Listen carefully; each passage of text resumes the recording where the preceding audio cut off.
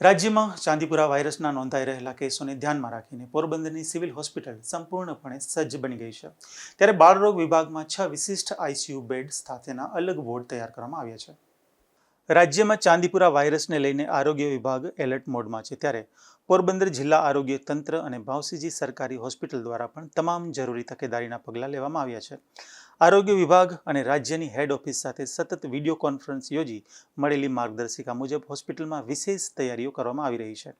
જેમાં હોસ્પિટલના સત્તાધિકારીઓના જણાવ્યા મુજબ ચાંદીપુરા વાયરસ મુખ્યત્વે 15 વર્ષથી ઓછી ઉંમરના બાળકોને અસર કરતો હોવાથી બાળરોગ વિભાગમાં 6 વિશિષ્ટ આઈસીયુ બેડ સાથેનો અલગ વોર્ડ તૈયાર કરવામાં આવ્યો છે. આ તમામ આઈસીયુ બેડ પર મલ્ટીપેરા મોનિટર અને વેન્ટિલેટર સહિતની આધુનિક તબીબી સુવિધાઓ ઉપલબ્ધ કરવામાં આવી છે. ઉપરાંત એમરજન્સી દવાઓ અને જરૂરી તબીબી સાધનોના પૂરતા સ્ટોક પણ હોસ્પિટલમાં રાખવામાં આવ્યા છે, જેથી કોઈ પણ સંજોગોમાં તાત્કાલિક સારવાર આપી શકાય.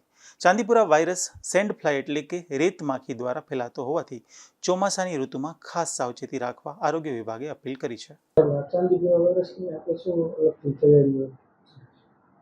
ચાંદીપુરા વાયરસ અંગે અમારે હેડ ઓફિસમાંથી અને હેલ્થ વિભાગમાંથી ટોટલ 4 વીસી થયેલી છે અને એ 4 વીસી અંતર્ગત અમને જે ગાઈડલાઈન આપી છે એ રીતની વ્યવસ્થા આપણે ભાવસીજી હોસ્પિટલમાં ઊભી કરેલ છે.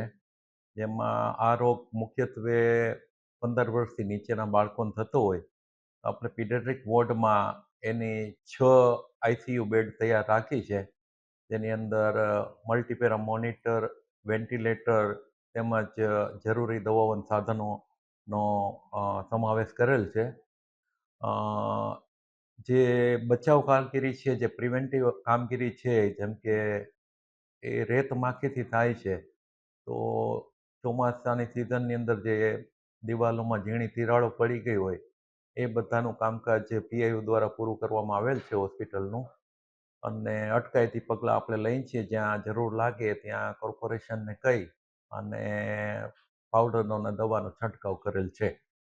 તો આપણી હોસ્પિટલમાં હાલ તો કોઈ કેસ નોંધાયેલ નથી, કોઈ શંકાસ્પદ કેસ પણ નથી અને આપણે જિલ્લા પંચાયત લેવલે સીડીએચઓ સાથે કોઓપરેશનમાં રહી અને આગળ જરૂરી જે કાર્યવાહી હોય એ કરતા રહેશું અને અમને જેમ ઉપરથી આદેશ આવશે એ રીતની સંપૂર્ણ તૈયારીઓ અમે કરી લીધેલી છે અને આગળ પણ અમે એ કામ કરવા માટે તત્પર છીએ.